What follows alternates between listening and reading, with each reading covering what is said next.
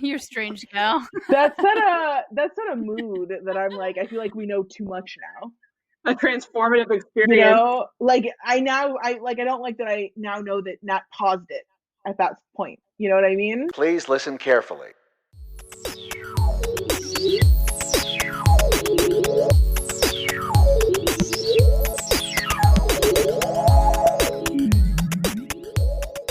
What's up, sisters? Thank you for coming back to our finale episode of the Everyone and Their Sister podcast special event, Cristina Reads.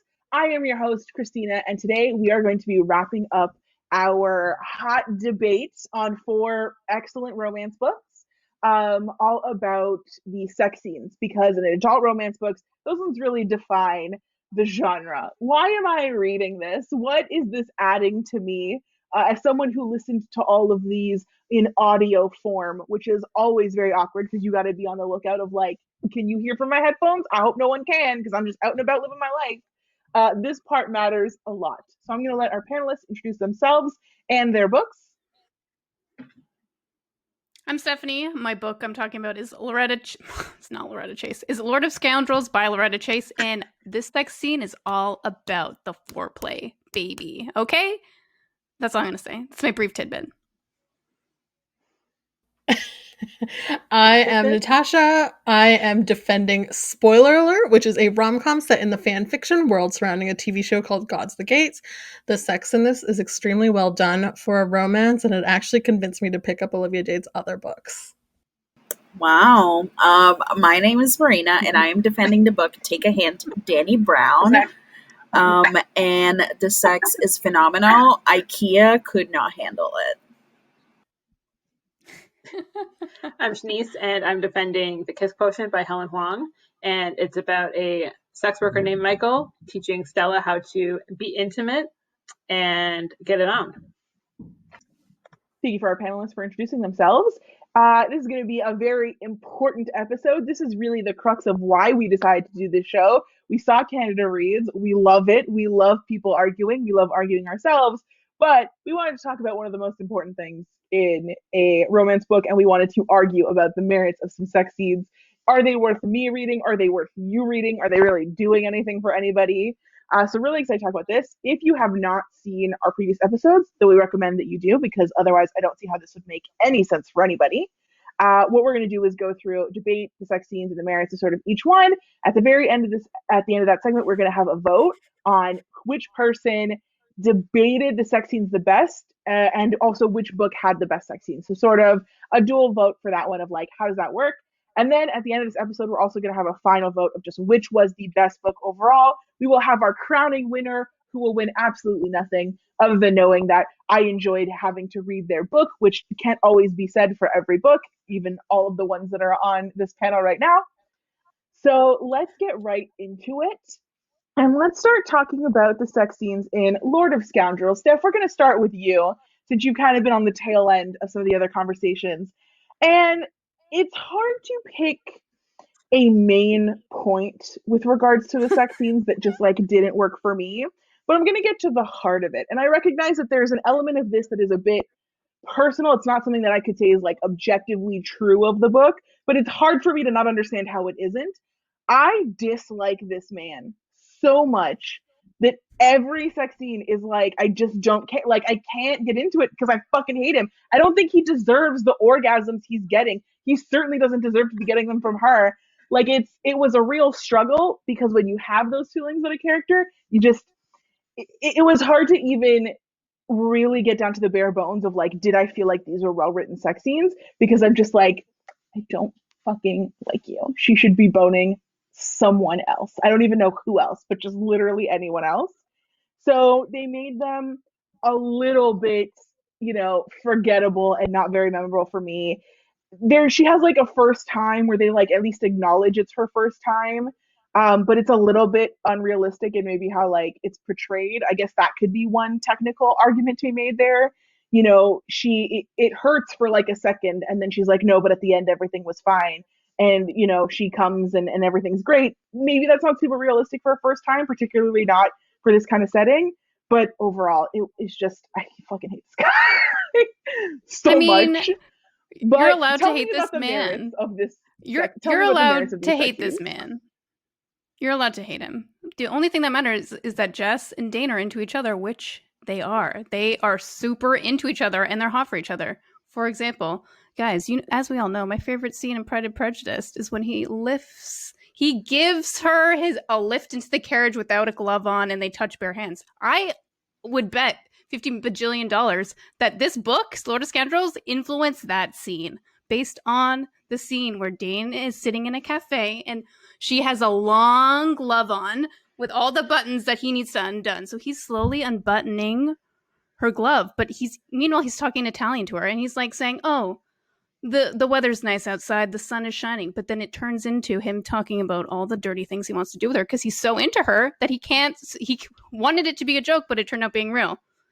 And you can in the book, his talks about his heart getting faster and faster as he gets closer and closer to unbuttoning her hand. Foreplay out of control. But for someone who's so into her, he does mention, I think in 2 of their sex scenes, how she's not his typical body preference. And like, it's odd that in multiple occasions it's mentioned that her breasts are super small. He's like, normally I prefer them. They use a lot of different verbiage for it, but he's like, normally I like giant honkers. This girl's itty bitty titty, but it's fine because I'm into it. She's wearing a corset, so it's pushing everything out. And it was like, again, disliking him, those things came across very obviously. I mean, he's only had sex with sex workers. He's never not paid for sex. So this is the first time that he's not. So like his view of women is limited because he tries to stand away from aristocratic women because he thinks all they are after is his money. Which, I mean, he specifically highlights that his type is giant-chested women. And to the point that everybody knows that. Multiple people know that fact, and they bring it up regularly. I mean, she says it too, I know. During their sex scene, I thought you wouldn't like that I'm inexperienced, but you made my time great. And like, to be clear, she's the one that seduces him. They're like sitting in a library and she seduces him because she wants to not go down. She wants to have sex with him, but she's the one seducing him to come into the bed because he's kind of afraid he's going to hurt her. Like he's very afraid he's going to hurt her. He gets drunk on their wedding night because he's afraid of what he would do to her. But the ploy. Good. When he disappeared on their wedding night, that was a dick move for me. Well, we know he has trouble expressing himself. You can't, like, again, this man has so little growth. Like, he has trouble expressing himself up until the last chapter. And, like, it's rough because there's an element where, like, she's like, oh, I'm going to turn it around on him. Because she's going to do, like, a power play move on him where she's like, oh, trust me, if I wanted you on your knees, you'd be fucking on them. And then she goes to one-up him. But then they have their weird, constant, like, push-pull where, like, she forgets the whole point of what she's doing. And then they just have that moment, and it was so hard to get into because everything around got miscommunication. They both on different pages. He barely even apologizes. But that's not about the sex scenes. We're here to talk about the sex scenes. It's not about the sex scenes. But like, and also he's kind of like the fainting heroine. When they first kiss, he has his knees wobble. It said like he literally is overcome with emotion. His heart is beating out of his chest because he's so into her, and it's never happened to him before. And she herself is like, so after their first kiss, she goes back to her grandma and just like, I attacked him because I wanted him to kiss me. I beat him until he kissed me, quote, and I kept on beating him until he did it properly. So basically, they're not they great want the sentences. same things, but I mean, what's a great sentence? It's in context. But they want each other. And that basically at the end of the day, they both want each other. They have a great time together. That is what you want to see. You want to see people enjoying themselves. And that is what you get. They enjoy each other's company and they have a great time. And they're compatible in bed. Boom. I mean, overall, it still feels pretty forgettable. I don't know if anybody else wants to say anything. I think one of the things, like, I love historical romances so much, but I think I'm always trying to look for something a little bit different in them, especially with the sex scenes now, because I've read so many, and a lot of times they can be pretty vanilla. I mean, this came out in 1995, so anything that came after that's true. Like reflection on but we're reading it in 2020. Many people reference this this glove removal in their books nowadays.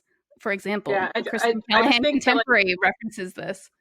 Well, I mean, okay, so even with this one, I think a lot of times when the like hero especially is so like this is described as like so dark and like brooding and stuff like that, or like they have like darker tendencies. Like I kind of want something a little bit more darker in bed. But I think I that's don't know if I something could that's have like- lived with that. It's a facade. With how He's like much this pretending to dude be is this. already It's just like you kind of expect something. You're like, oh, you're dangerous a little bit. So, But he's not. That's the point. He's but like then you're just like the same like vanilla dude in bed.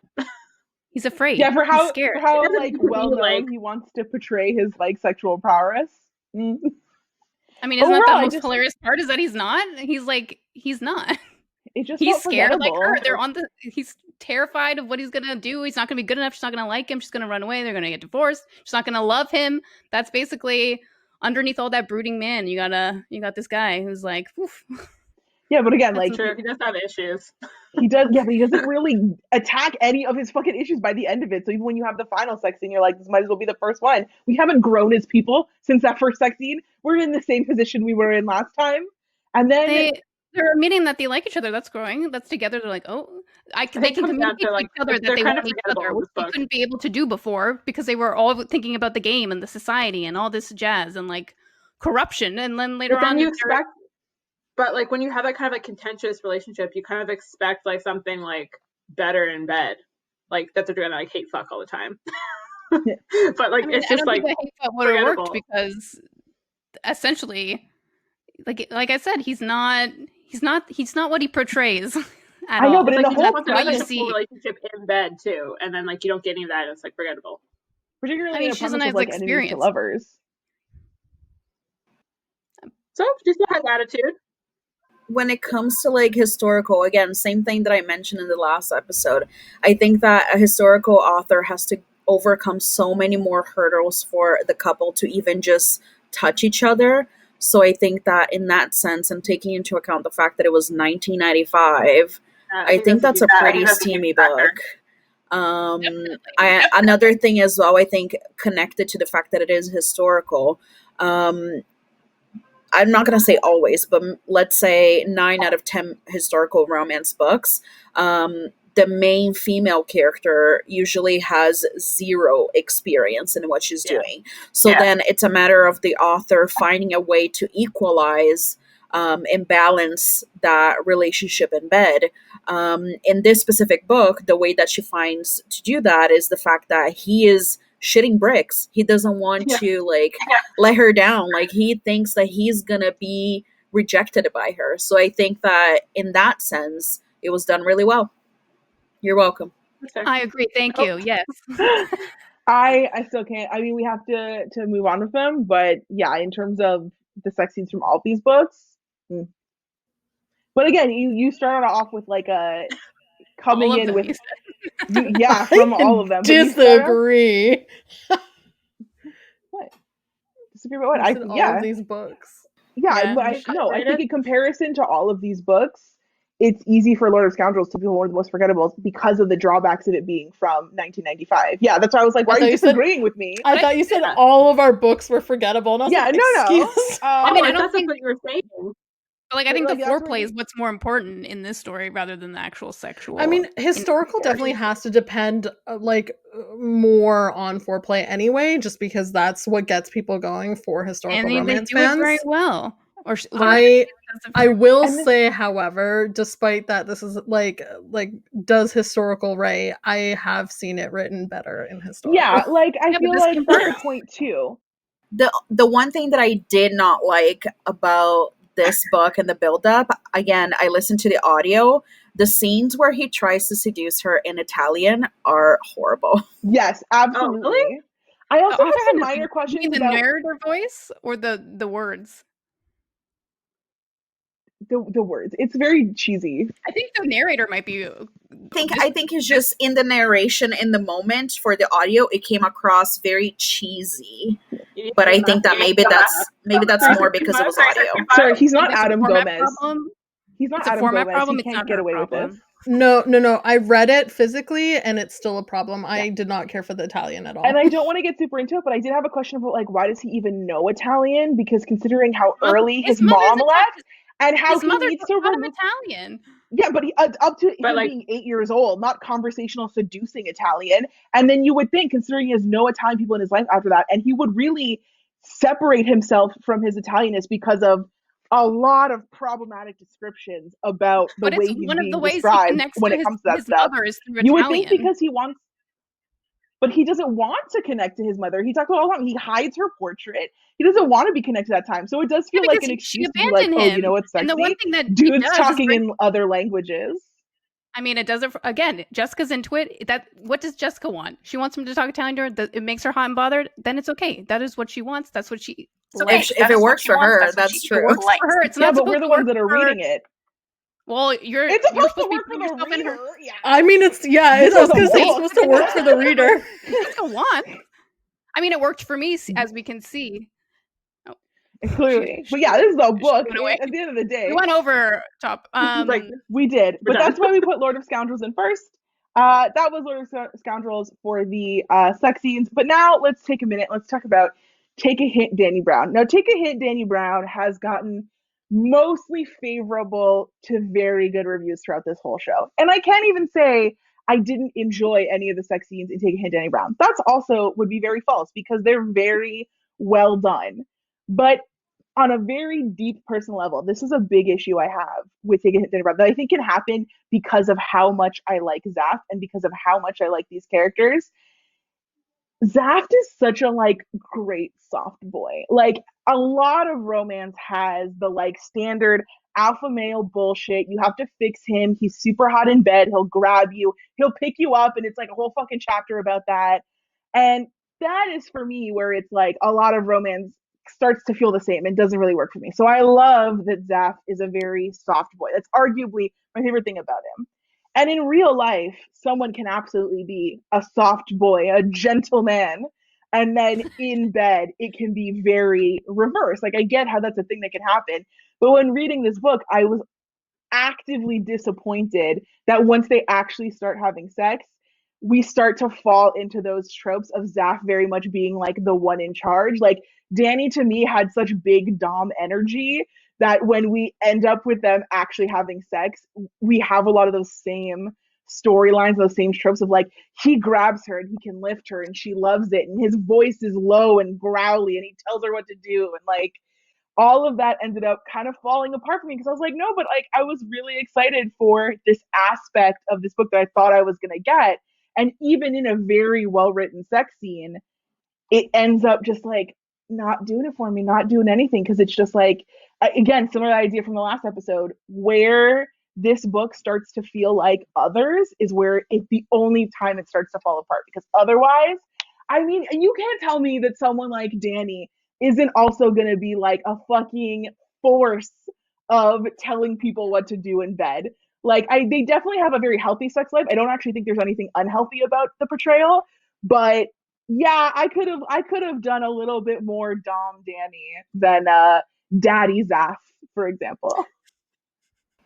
I think that exactly what you said. Like, Zaf is very much a soft boy, and Dani, she has that like strong personality. She knows what she wants. Like, she has like the big Dom energy. She's the one who brings that to the day-to-day life, I guess you could say, in their relationship. But I think like parts of it is exactly what you said. So there's always like those couples where the dynamic kind of shifts once they're in bed. So you have like that person that's more outgoing, more outspoken, more dominant in their day-to-day personality, but then a big part of like that sexual freedom and the kink that comes with it is the fact that you're liberated to be at your most vulnerable. So if that for Dani, if that was the case for her to like maybe take that more softer, like submissive position, then if that's what gets her going, that's what gets her going. I don't think that that's a downfall in that sense. That being said, I do think that what comes into play here is the fact that this is a new kind of relationship for Dani. So I think that with it's like I was reading back some of the sex scenes, and I think that a lot of the giving that she presents in these scenes, like a lot of the relinquishing that she does comes from more of like, oh my God, I'm overcome with emotions over the fact that this dude, like, I have feelings for this dude, which doesn't justify anything, but I think that it comes into play. And I think that reading back again some of the sex scenes, I didn't go through all of them again, but just reading back a few of them, I can see the way that Talia made sure that Dani still had her agency and her personality and her like dominant side in those scenes without taking away the urgency of the scenes, which is when Zaf like really goes at it. So for example, like there's this one scene where they talk about masturbating together, and like he's literally like just sitting beside her and just like encouraging her and like just talking to her, but she is the one taking control of the situation, and through the act of her masturbating in front of him, she is the one like toying with him at that point. Like, yeah, she's getting her release. I hate saying that. She's the one getting that, but at the same time, like that is her using that situation also as a way to dominate him. Like, you know what I mean? Like she's taking control of the situation there when she's masturbating. Like she has agency over her body, but she's very much through that act dominating him because he is the one on the sideline just watching. He is very much the sub in that situation. There's also like another situation where they're like about to have sex and stuff, and like I'm gonna read this, okay? She says, then she took him inside, her pussy tight and wet around his aching cock. And then later on, she was like, he says he was like, he never thought that he would be able to see her this way. And she was just giving it to him. Like Talia does mention that even though Dani gets a little bit more vulnerable, she's still very much either showing him what she wants or telling him what he wants. Like, I think that she still has very much of that Dom kind of persona in bed. I think that the vulnerable sides of it come from the fact that this relationship in itself is new to Dani. It's a new experience for her.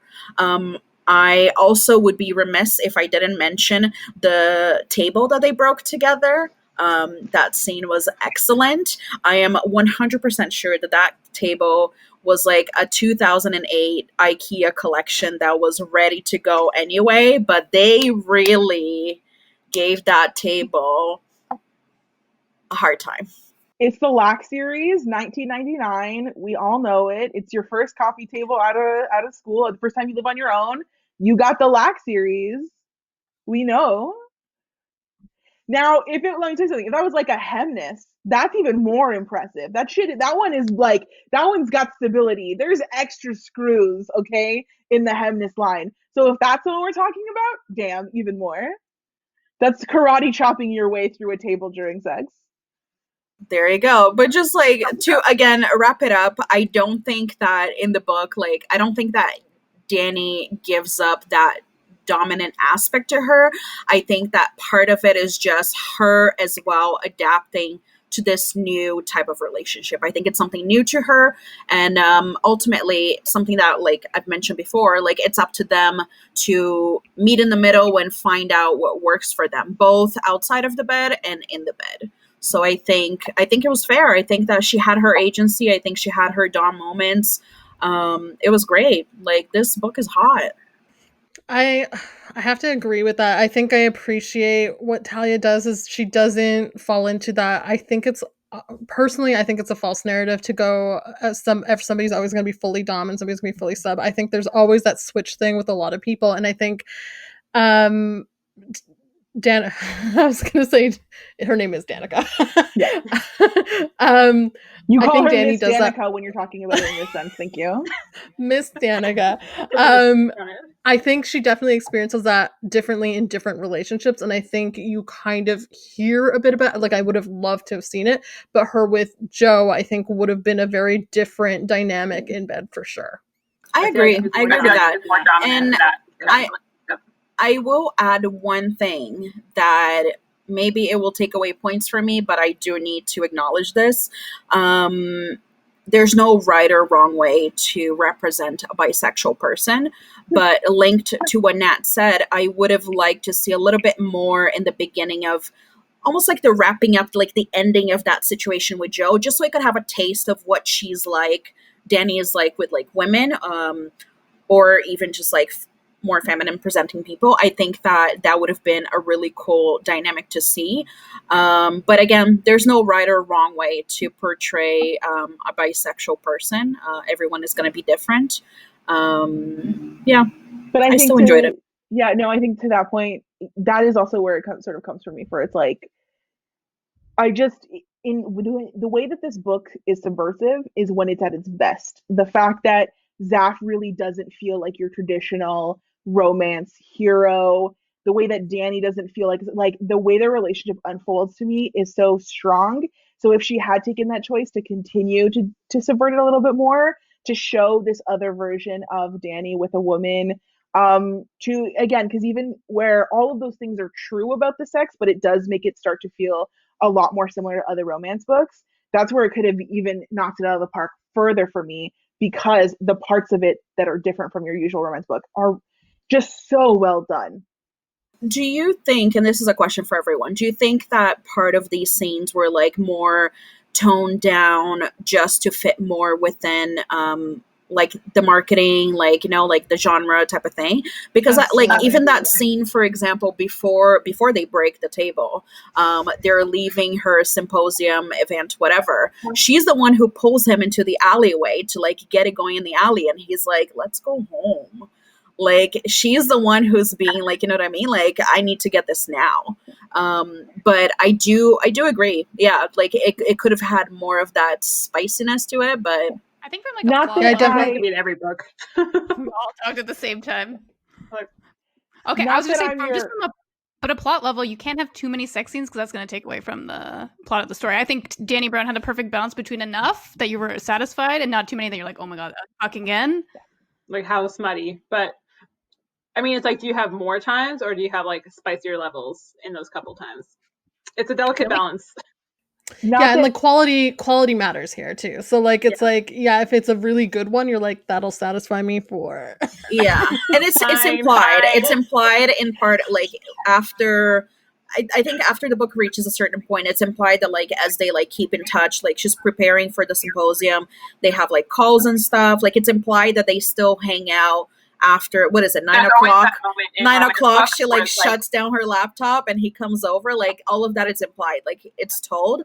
But I think that it's what Steph was saying. Like you need to find that balance, and you also need to find that balance of the build-up. Like you need to leave space in the beginning of the book for them to have a little bit of like that seduction, the build-up, like the tension. So it's almost like a matter of finding time and space for it. I'm done. That's all I had to say. Yeah, I mean, not that has been mentioned several times, I am not your typical romance reader. I read so much little than everyone else. Like, I'm not a fan of the genre or something. This definitely feels like, even if you just look at the covers in comparison to her other books, this feels like a traditionally published standard romance book in comparison to her other stuff, which probably veers a little bit more into the erotica series. But again, written well enough that I'll read the other books for sure. It's just, this was for me, I think, an opportunity that maybe was a little bit missed. But I hear you. Let's take this now into Kiss Quotient. And I've talked before about how Kiss Quotient was a bit disappointing for me in some ways. And this is also going to be one of those ways, particularly because when I was sold this book, I was sold it with sex isn't always just constantly sexy. It can be funny. It can be lots of different things. And I was so excited because we had a professional sex worker and we had sex that would have comedy involved, because everything is better with comedy. Really into it. And then we go to read them and I'm like, excuse me, sirs and or madams, what the fuck? Because it just does not live up to what I was sold at all, quite frankly. It's difficult to pick the one main thing to highlight. I would say more than anything, their internal monologue during their sex scenes is really what got it out for me. I think that's where I was like, I can see how what's happening in the sex scenes is very sexy. I can see how it's working for them. But their thought process through them is like not great to listen to. In particular, Michael's internal monologue was just really, it was just such an odd balance of like, smug, I'm gonna teach her something, and then like being so infatuated for her, and nothing actually, it just didn't feel hot at any point. It was like I was not here for it. It's particularly because Wow. the one that, and I'm gonna bring it up. I can see you rolling your eyes already, but it has to be brought up. That first one, it's distracting how many times nipples are said in the very first I'm sex waiting scene. for this moment. They have their foreplay. They're going down. I'm like, at this point, I don't have as many reasons to be disappointed by this book because they have sex really early on. Sex is a big part of the book when you consider how early on it starts. But like, it's literally distracting. I think I counted it up and it's something like 11 times. Nipples specifically are said because they just spend so much time on his internal thought process as Mr. he Nips. plays with her breasts. And it was just like, I'm like glad that's happening. I'm glad the foreplay is happening. But the way that it's written down, the way it's being like portrayed, it was very impossible to get into it because I was just fucking like laughing at it and not in a sexy way, just in a this is ridiculous to listen to way. And that was how I felt for all of them, particularly a book where, again, one of the premises is that this dude is a sex worker. It felt like it could have gone on so much more. And even again, bringing in those kink factors, it could have gone even farther. And it just really doesn't. Well, I think I want to say, well, it's a personal preference if you care about seeing nips too much, but literally the word. I'm not even talking about like disregard in that real life, fact. just how much it's written down. Well, see, here's the thing. I don't think this was marketed as like a comedy in a way. I don't think that so Stella basically wants to get taught things because she has intimacy issues. Like she doesn't know what good sex is like because she's had just shitty like pump and dumps with like 3 other guys and they all been like shitty to her. Am I wrong? No. So I think what's like sexy about this relationship and their sex scenes is that, especially with like the first one when it's starting out, it's all very, it's a slower one. Like they progress slowly because in the first sex scene, it's just touching. They're just touching. Like right away, he knows like, okay, we need to like work on intimacy. Let's see how this goes. This is a trial run. That's their first sex scene is a trial run to see if they're actually going to do more. And the first sex scene starts with them touching each other. His tattoo that goes from like his like arm down to his leg, and he's being like, you can touch me, but like, can I touch you? They're just like, both with permission. She asks, can I touch you? Because she knows that's what she likes and she knows that she needs to ask. So they're just touching each other, some heavy petting. And there's honestly something so appealing about that. It's very PG, but it's great. And that's the thing. And during all this, he doesn't know that she has autism. Like, he's being so respectful to her and so, like, he's asking her permission for everything. He's saying, can I do this? Can I do that? And even for stuff that's, like, as easy as, like, kissing or touching, he's making sure that he's being very respectful. And he senses that she needs to be asked. Like, he's seen how she reacts to things. He's always telling her what he's going to do and gives her time to stop. And if she says no, he stops. And then he undoes like a single button, and that's like I mentioned before in the first episode, she freaks the fuck out. And he's on right away. He's like, nope, okay, we're done. We're going to watch a movie, which also sounds great. Cuddling in a movie. Great. Love it.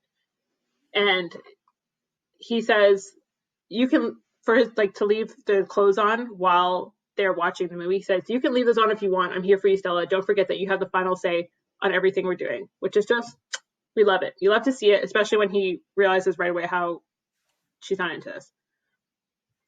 And then, so it doesn't make sense for their whole relationship to be like this big kinky, like sexual relationship. It doesn't make sense. She's learning how to be intimate, and she doesn't know what she wants because she hasn't really had a chance to figure out what she wants.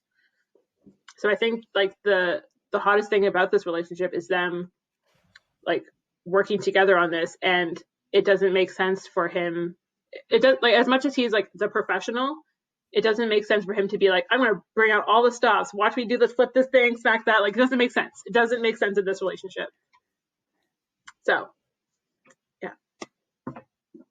Do you find, from Michael's perspective, when I was reading this book, I could see how it would be even refreshing for him to be able to, one, take it slowly, but also just exactly what you said, like not have to bring out like all the stops. Like, how refreshing must it be for them to just he's used to being like an outlet for people who need some hot sex, and in this case he's finding someone that he's actually like starting to have like a connection with too, so he's not going to rush that, especially when he like starts realizing he really likes her and like she needs this slow pace.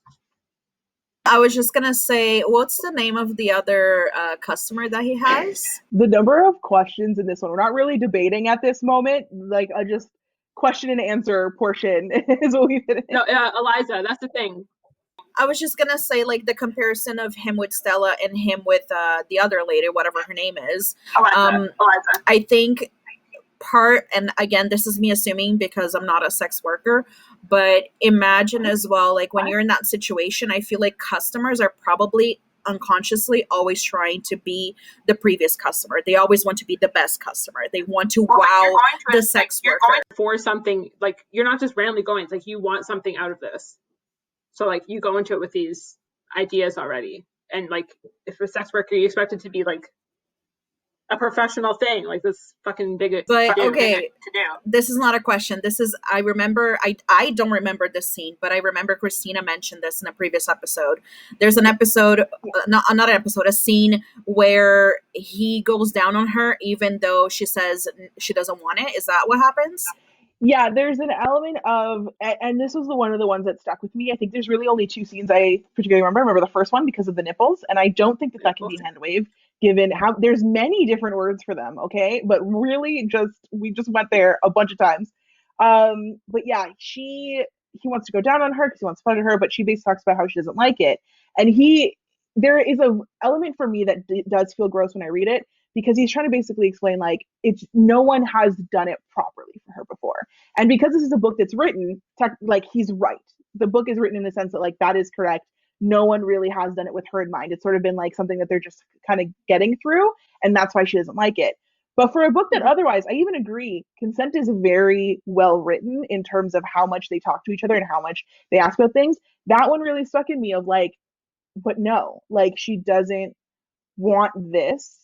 You know, you're still respectful in other ways, but in this one, the way that he sort of talked into it, and then again, because I find the biggest weak point for this book is their internal monologue as they're having sex. It just doesn't feel, it doesn't to me feel as memorable as other ones. That moment, you're really getting a sense of like, she's so into him, that's kind of why she agrees to it. And that doesn't feel good. Yeah, I think with like the internal monologue, like obviously, and you see this for Michael, you can see obviously how much he like wants to have sex, which is like, okay, expected. Like he can't control his thoughts if he's like, I really want to fuck this chick. And he has, and she's like his certain kind of type, because he mentions a couple times that he's like hot for teacher. Like that's like his like jerk off fantasy. Oh, that's right. So, like, sorry, this just reminded me that this book opens with him masturbating in the shower to a teacher fantasy. That's right. Because you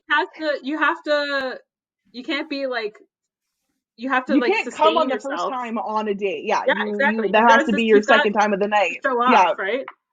So I think also that's part of that initial attraction to Stella, is that like she's like this like professional type. So he's like, wow, it's coming true.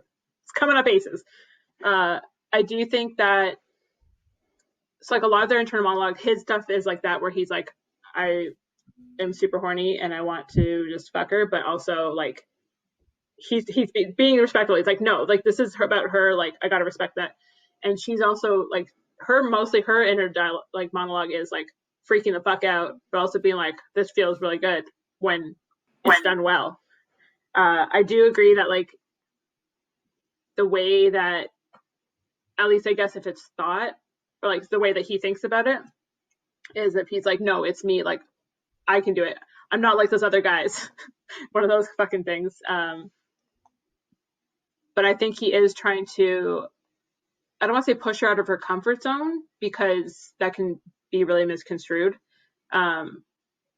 But she is, a lot of times she's always been like, no, I want to like keep doing this to get past that, to get over that hump and like onto the, like, to get used to things. So I think he is trying to like slowly bring her out of that box that she's kind of been placed in because she's had so many shitty experiences. I do think, like, I was going to bring this up before, that like it does consent really well, but I do think, to your point, he is trying to like push it further, and maybe it's even like heat of the moment. Yeah, But it I can think be there borderline. is, but I think there is a way to do it where it's not so, pressuring. Like, I think there's a way to either like talk it through. Like, he's already having this internal monologue. Have the monologue like out loud. Just ask her if it's okay, and if she says no, ask her why, or what is she uncomfortable with? What is she uncomfortable with touch wise? Like, it use your words. Yeah, no, I agree, definitely.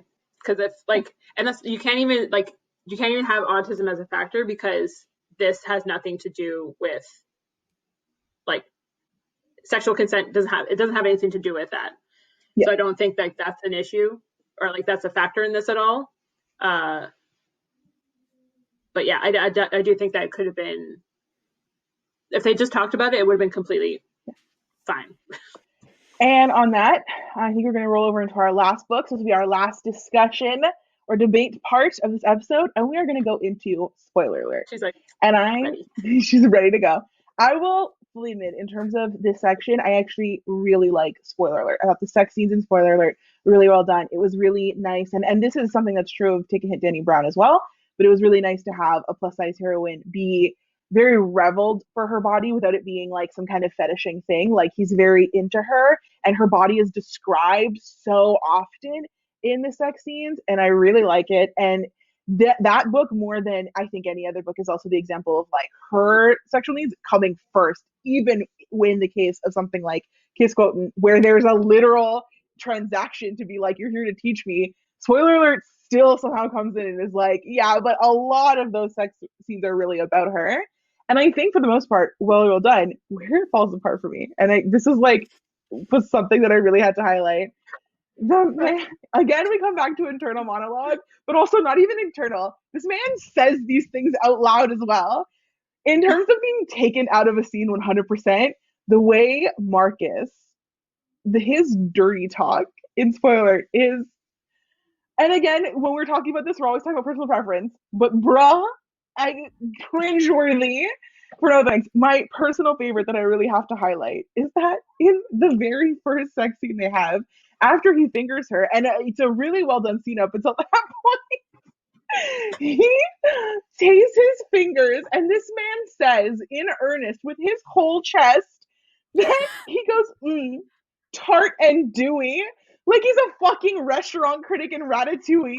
I like fucking lost my mind, and that really sets the tone for how this man's dirty talk continues throughout the rest of the book. Like, every time he opens his mouth, I believe the exact way I described it is that this is the cure for WAP that Ben Shapiro was looking for. Like, the moment he chooses to open his mouth, I'm like, bruh, just take that mouth, press it up against where it was before, because you don't need to speak. He's described as being so attractive. He described being very good in bed. He clearly is. They have lots of great moments that, like, everyone's having a great time. He just needs to not talk at all, because every moment was just oof. I mean, I will say about that specifically, I think much like April does, and much like maybe we do in bed, we just ignore the dirty talk because it's nonsense anyway. I don't know that that's usually something you could say that most people do. I would imagine it's working for some people when it's done right and well. Maybe, but I think April makes it very clear when he's talking like, she even at some point is like, just keep going, stop talking, like in a very comedic way, but it's like she recognizes that. She's like, okay, enough. For that point where he tastes her like a connoisseur, I have nothing to say. It was hilarious. I read it as funny because I was like, I cannot take this seriously. I don't think it took away from any of the scenes personally. I think this book covers everything. It covers dry humping, fingering, masturbation, oral foreplay, penetration, touching consent, regular consent. Yeah. And even though they don't go into porn, they do technically go into erotica through fan fiction, which I think is just as good. I have to say, what this just made me realize is he talks like he's in a fan fiction. That's what it is. His dirty That's talk what's so sounds funny. like someone from a fan. I don't know that worked in those scenes, but that's what I'm just realizing in my right now. I'm like, why does this seem familiar? It's funny, but not Plot necessarily twist. like, What if he learned that dirty talk from her fan fiction? That'd be Plot so twist. That's what she's Does she into? recognize that? Oh no, she that's doesn't not an know. explicit thing that happens for sure. Oh, but it's like Uh, dewy. Okay. Dewy isn't like another word for mold. Like mold grows in a dewy environment, Oh my which is God. such a Are you gross. thinking, you're thinking of moss. You're thinking of moss, not mold. I don't think. Yeah. Still, same thing. Dirt, green, mold, moldy, musty, dewy. Like This is a lot Sorry, of opinions on Dewey. I will have to say, I think for me, the biggest point in this book about sex is the consent part. I think it's really important the way the author does it. It actually convinced me to read her other books. Like I said in the beginning when I introed, I bought all the rest of her previous books and I read them because I wanted to make sure consistently it was like this. And it is. She's really good at writing them. Like Cristina said, she describes bodies the way they should be described, full and like unfiltered, and I love absolutely every part of it.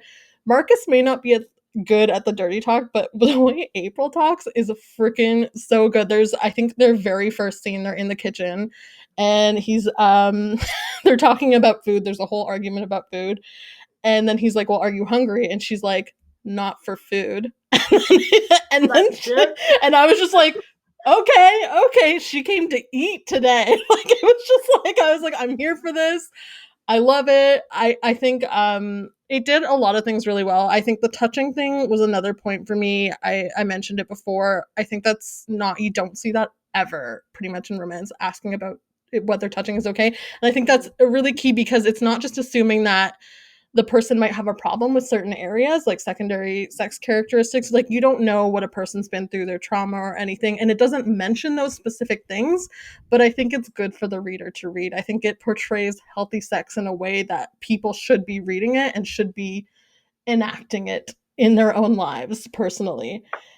I will say, even for knowing that like it's not in a lot of romances or maybe even most, I think the majority of the books that are on the table here though did have that. Have that sort of like explicit consent. You want that like passionate like grabbing and stuff, but sometimes just like that like slow like petting and shit. Great. Or even just like great. The question before the passionate grabbing, you know? Sometimes asking just like, passionate. Yeah.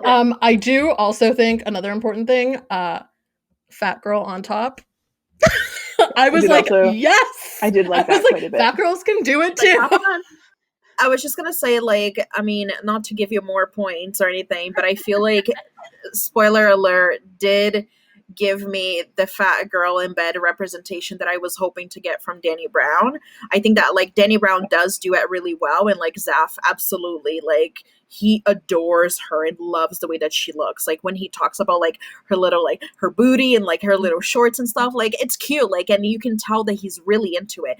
But I do have to applaud, spoiler alert, because I feel like it's, like, we don't see it only from, I almost said Jamie, that's not his name.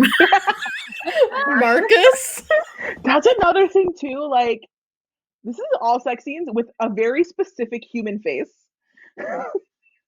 So like you don't like, it's not that you're seeing the fat girl having sex and enjoying herself through his eyes. You also see the control that she takes as a fat woman, and like the whole scene with like the lights on and stuff like that, like absolutely incredible. Love it. Yeah, and like those little things. Referenced. Like it's not just like one time where it's like, oh, she's curvy and then like they're having sex. It's like things are constantly referenced. So you're not forgetting. You don't forget that she's fat. Yeah, like it's a part of who she is. Yeah. I appreciated the constant reminder and description of her body, and like it was almost like each separate sex scene had a little bit of a different appreciation for a different part of her body or something like that. Sorry, Cristina, I know you wanted us to fight, but like I have to give her props. I do. I also want to make a really quick point. There's something in there for Steph. Page 388.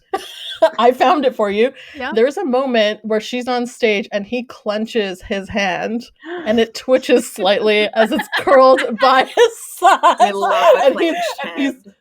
We got a He's lot of hand porn. overcome. A lot of hand porn in these books, okay? I'm pretty sure someone liked the forearms. Zaf had some nice forearms. We got a hand glove. We got a lot. Best part, like the best sex part of even though I love the fat girl representation, the pegging, I'm ready for it. I'm ready for yeah. it. Like the next Yeah, girl there's this whole other thing with like all the sex scenes in the fan fictions that is just like a whole nother level. This is Yeah. a So rough much. one to bring up because like that it's mentioned at all is excellent. God tier. We love it. But then it just made me want to be like, no, but actually. But like for reals though, like not just the fan fiction, but like for reals. And so I She's will say laying in the terms of like, groundwork. oh, she did. I'm gonna read that second one 1000%, and it better be there because Just I hope Avon. they did it. Oh my god. a promise has been made. This is a note to Avon. Take note. Do not take out any pegging in the edits. I got a question. Pegging usually is an erotica. Can a contemporary romance include a pegging and not have Why a not? explicit tag? This could be the one that does. I have hopes for it. I hope that it does. I don't see why it wouldn't be able to. Well, that's the thing. It's So- why is a straight relationship? Why can you have PDA fucking everywhere? But as soon as a gay couple's making out, everyone loses their fucking minds. It's the same thing. It's like normalize it because it is normal. All right, Avon. Yeah. I better see that uncensored pegging. I want to see it all. I want to read it all. I mean, We want some classy rom-com pegging. to Hashtag speak to Karen. to speak to the debate of all of this not really coming up of like needing you guys to fight. I mean, yes, because that's the point of the show. We need things. We need to be arguing about things. We need to be going for why is your book better than the other. We're But not petty. I mean, I will say for all of these books to be picked, it was because if nothing else, like these scenes were done relatively well for all of them. Like even the ones where I didn't enjoy them, I feel like I can barely comment on them because it wasn't that I thought the sex was bad. It was that I just was Too not much into the people. nipples. I'm sorry. No, you can't listen to that first scene again. Because again, I listened to all of these on audiobooks in order to get them done in the amount of time. So the fact that somebody didn't actually read one of them is Your note to me saying wow. I was forced to read nipples so many times with my own two eyes sent me. I fucking died. So I was in the middle of rereading it and I was just behind that scene and I'm like, well, It's coming for you. nipple city. Genuinely jarring because like it starts and you hear nipples once and you're like, okay, no problems, and then you hear it twice and you're like, okay, no problems, and then That's it part of keeps the going. foreplay though. Like you're not just gonna rush at things. That's part of the touching. Is you start off with boobs. What are And I'm other not even words for saying nipples? that the act of it. There's That's many. my There's question. areola. Areola. I don't think I Your licking her peaks. areola. There's a lot. There's a Describe lot one of you them. It's could like go rosy into. centers or rosy Rosy pink buds. centers. Rosy buds. Your buds. But it just The witch comes out buds. so much to the point where it was like it took me right out of the story. It took me so far out of the story I had to immediately slack Chenise to be like the number of times I felt so attacked. This girl's coming at me. She's like, nipples are everywhere. And I'm just like, Nipples are everywhere, okay? That's the and then point. it very much was listed a ton of fucking times in that goddamn scene, and that meant that every time it came up afterwards, even if it wasn't it does come specifically up just nibble, he does talk about them in another one. yeah, he does. Nips forever. That also made that scene jarring, even though it was listed a perfectly reasonable number of times, that one, because just like there's just something about hearing nipples for like the 11th time in a row where you're like, this is my weekend, this is what's happening on a Tuesday afternoon, right? Yeah, I was listening. I had to listen to all of these in order to get them. Like, just kept catching that sound, being like nipples. It just the fuck? really came up a lot. But that is our really just like not like lively conversation, very little debate. Because again, I think the point was for all of these books to have gotten to this point to be picked by you guys, this was not a section that could have been done shittily. I think if we had I think if we had a lot of very toxic portrayals, or a lot of very like shitty 16s, they would have never. I know exactly. They would have just never even. We know each other. That would not fly. But also, I can't imagine for most of you guys it would fly either. So I think that's where we got to this point. I mean, at the end of the day, these were all very good books. But let's go into our sex votes before we have our final round of voting. And so I'm going to start with you, Steph. Knowing you can't pick your own book, which had the best sex scenes? I would have picked my own book. Would have been wrong. Duh. I'm gonna give it to. Listen, I loved the Kiss Quotient when I first read it. Loved it. You know, you get that feeling when you're like, "Oh my god, this is a great book," but I can't remember any of the sex scenes as we sit down here right now. So I'm gonna Well, pick. maybe you should have read Take a hint. some. I did, and nothing's coming back to me right now. So I'm gonna pick. Take a hint, Dani Brown. I don't remember yours either, so Oh, And you know what? can And anyone I'd like else to here say they remember them? I'd like to Yeah, it's say a you're glove. both right. You're both right about both of them being forgettable. Nat, what is your favorite book for sex scenes? I mean, I think it's pretty obvious what I'm gonna pick. It's got to be Take a Hint. All right, Marina. Advanced After that, stroke. Marina. So far, you're 2 in. Which one are you gonna pick? So I don't know. Like, okay, so I think that there is something to be appreciated in regards to, like, for example, on Kiss Quotient, the fact that he I don't know how to Marina, explain this. You gotta just sometimes you gotta pick your vote. Just pick it. I don't need a reason why. Your alliance is falling apart before your eyes. Okay, so here's what I'm gonna say. I'm gonna pick Steph's book because You feel bad for her. I think that taking into account, I love spoiler alert, but this is a competition.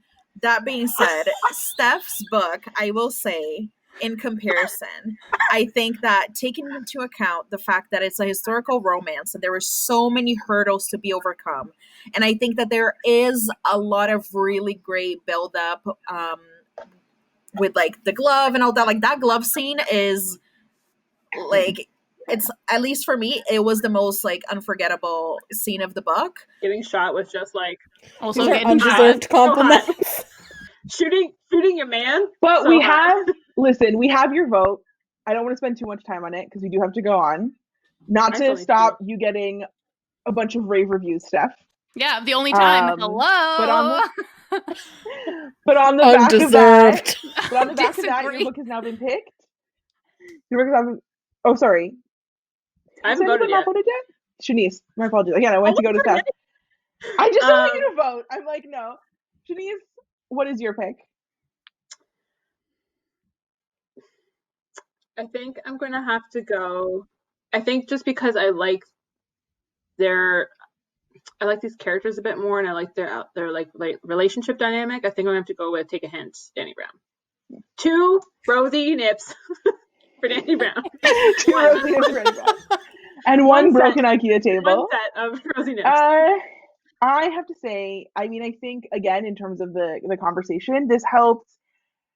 You guys definitely did a good job in, like, alleviating some of the concerns, because definitely I'm looking for something very specific that I know I'm not going to get out of a lot of romance. One of the reasons I don't read many of them is because they often don't feel very geared towards me. And this is an area where I often feel like I'm really just, like, reading kind of similar things over and over again. But the debates for them were really good. I definitely feel more favorable about Kiss Quotient, and you almost to a certain extent Lord of Scoundrels as well. But I can give that Lord of Scoundrels, like, I started with this. I like, if I don't like him, all of this does not work. Take a Hint, Dani Brown had really good ones. They really, really, really did. But it has to be for the scene, spoiler alert for me. Even with his horrible fucking dirty talk, the Olivia Dade did a great fucking job in that book. And I think out of Take a Hint, Dani Brown, and spoiler alert, both of them were times where I was like, okay, I could fuck with this. Like, both of these are giving me good vibes. I like both of these, but spoiler alert definitely did it for me in terms of, like, yeah, I really like what she's done here. So I think I'm going to have to give it to spoiler alert. Even though, now that I'm thinking about it, I feel like you didn't really defend against my point at all. You just kind of conceded and then talked about other things. I did defend it. I mean, it's just sex talk, whatever. Like, yeah, it's fan fiction. But you know what? You know what's also probably thing here too? I mean, I grew up on fan fiction. I think I said this when we were talking before. I was a small, innocent child. I had no idea what I was clicking on. And so a lot of knowledge that I had as a teen came entirely from fan fiction. And that might actually be helping, reading? spoiler alert, a little bit as well. On that note, before we go into our final vote, we are left with Take a Hint, Dani Brown coming in at 9 votes total. Kiss Quotient at 3, spoiler alert at 5, and Lord of Scoundrels at 1.5. Yeah. It is not possible at this point, I think, for Lord of Scoundrels to really take it, even if everybody votes for it. But I think every other book is actually at an ability, depending on how the points work out, to possibly win this. What's the highest? I think Kiss Quotient, if you get it, we might tie. I'm out. Oh yeah, because it will only be 8. It's 5, so I this can is only a get this 5 is max. this is a spoiler alert. Take a Hint, Dani Brown match off. We're gonna see what happens here. Which, as we go into this last final vote, the only thing that our panelists and myself are going to be voting on is the final book itself. How good was it? How strong was it? Which one do you think, after hearing what everybody said, is the book that truly deserves it? Definitely, we have a most likely winner based on the votes we've seen so far, but you never know. We have one here that could take it away. And you know what? Sometimes you just want to vote for a book because you like it, because you genuinely thought it was that good and it might have deserved that title card. So going into the final run of it, Nat, which do you think is the book that would be crowned the absolute best book out of all of these that people should definitely read, even though they should read all of them? I mean, am I going strategic or not? That's your choice, but you can't keep deliberating during these voting things. You're supposed to know beforehand. Oh, I can't. I have to be true to myself. It's got to be Dani Brown. Fuck it. That's fair. Like, if I can't vote for my own, it's gonna be Dani Brown. Steph, which book do you think was the said. best one overall, outside of your own? Overall, it's gonna be Dani Brown. Yeah, that's the one that I was engrossed in all the way, and I wasn't confused or worried about. And Chenise, which book was your absolute best book? Listen, I think things could have been different if there wasn't so much fan fiction, but I gotta give it to Dani Brown. And finally, Marina, Marina, you don't need your vote. the only person who can't vote for Take a Hint, Dani Brown. Which do you want to get to another vote?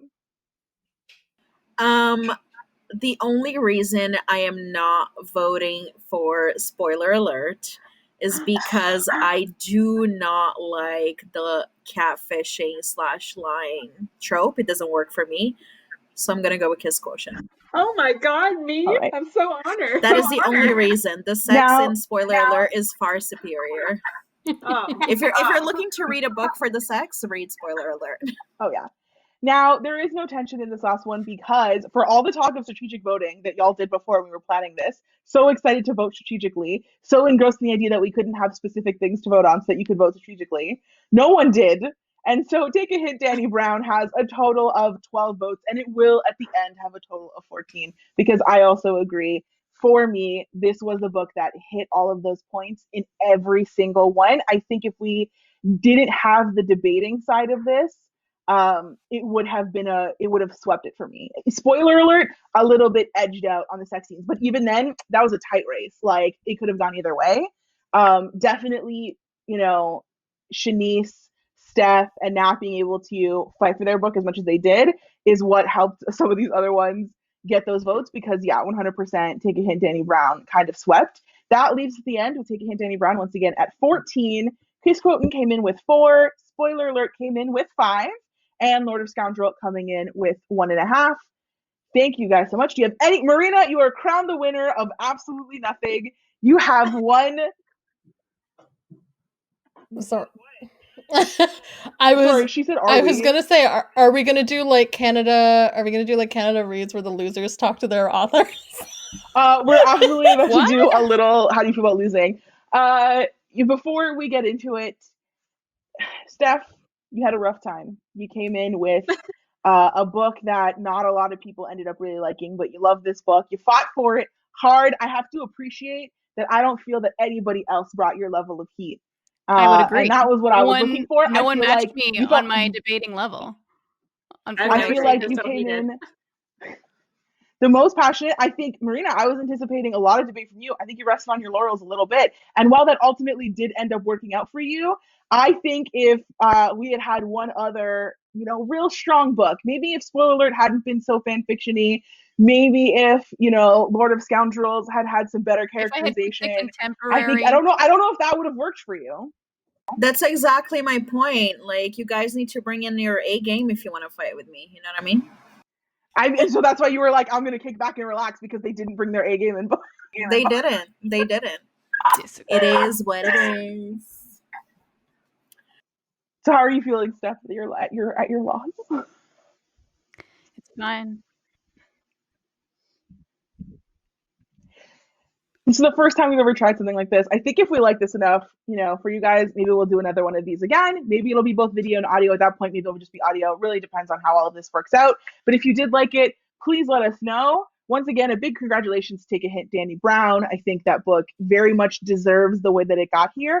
But, even if I personally wouldn't have been happy if every single one of these books won, I can say, for the point was to come in here and talk about the things that didn't work for me, because this is called Cristina Reads. I have to read them so that you can know what you're getting into when you go to read them. At the end of the day, all of these are objectively well-written books.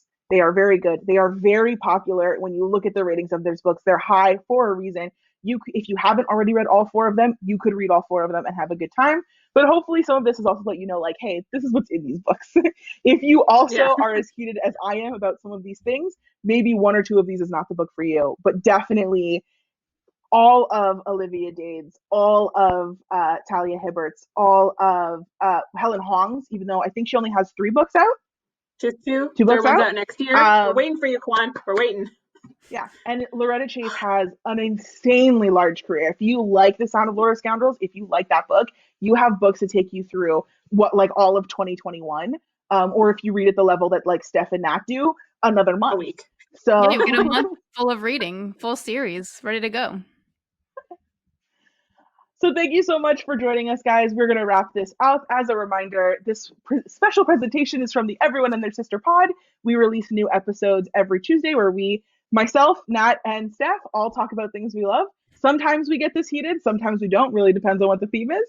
But you can find us there every Tuesday wherever you listen to podcasts. Or if you're listening to this and you, for some reason, you want to watch all of this again, you can go and you can watch it on YouTube so you can get the joy of the facial expressions that happened when some people were talking. Because I would have loved even more of those. Those were when we were peak, when we knew we couldn't interrupt, but we had lots of things to say with our eyes. Thank you so much for joining us. If you have any of your own thoughts, if you think that Take a Hint, Dani Brown swept a little too high, because I can understand why it won, but there is a big points disparity between some of these. Come on to you can find us on Twitter and on Instagram at EatsCast. We will be looking for comments if you have any thoughts about these whatsoever. You can also comment, obviously, on the YouTube video down below if you're watching on YouTube, or you can find us on Pinterest for Steph at Everyone and Their Sister pod. Thank you guys so much for watching. Congratulations, Take a Hint, Dani Brown. Congratulations, Marina. Thank you, you. Cristina. All right.